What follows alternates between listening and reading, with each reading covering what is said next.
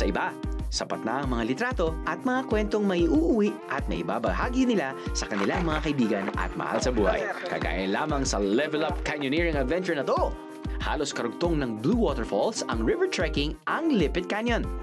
Kung ang nasa isip nyo ay talunan at languyan na naman dahil nabanggit ko ang salitang canyon, ibahin nyo to, man! Dahil relax at chill naman ang vibe dito.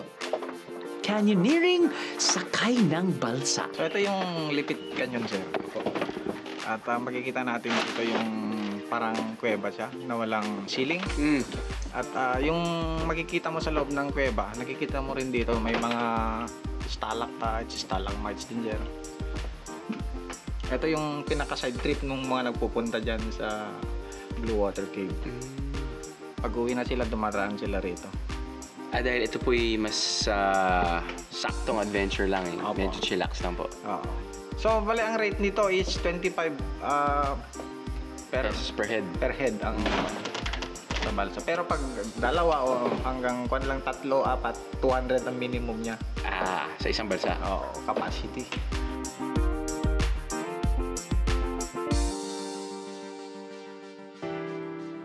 Ang ibang biyahero, pinipili na hindi sumakay ng balsa at lumalangoy na lang at nagpapaanod sa tubig sa kanyon.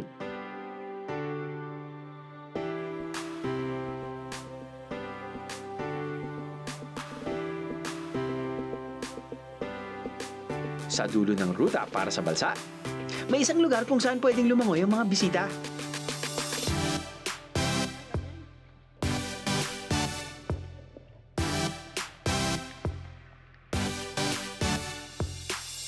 Mula dito, pwede rin naman na maglakad at lumangoy papunta sa looban pa ng kanyon.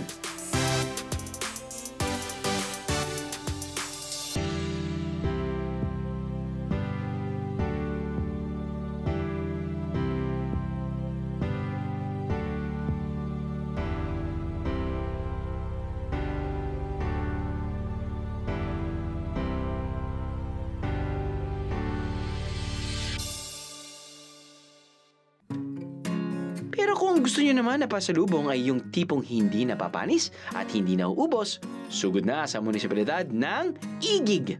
Dahil dito lamang matatagpuan ang mga pagawaan ng paso, banga, bricks at iba pa sa buong lalawigan. Gawa ng kamay ito. Kamay lang. Wala kaming makina dito. Mano-mano lang. Yung pinagkukuhanan po ng clay, malapit lang, yun po yung pinakamalapit dito sa barangay Atulu. Kaya po sila po yung may chance na gumawa po simula noon. Sa hanggang ngayon po, doon pa rin po siya kinukuha. Noong araw, noong kabataan ko, pagkukunan niya, hirap gawin itong ganito. O minsan, pagka ganito na, naluto na, binabiyahe namin sa ibang lugar. Pinapalit ng bigas, kung ano, manok.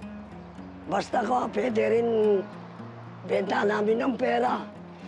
Parang barter ang labas. Ganun ang dito nung araw. Kahit nung araw, dito lang sa barangay namin Natulo, sa buong Cagayan, dito lang ang gawain ng mga paso, banga, kalan. Pati ang kanilang pagluluto ng mga to, gumagamit ng traditional na open fire. Kadalasang nag-iipon daw sila ng 100 paso at banga bago magpasindi ng malaking apoy. Pero para sa mga bumibisita, nagsisindi sila ng maliliit na apoy para maipakita kung paano ito ginagawa.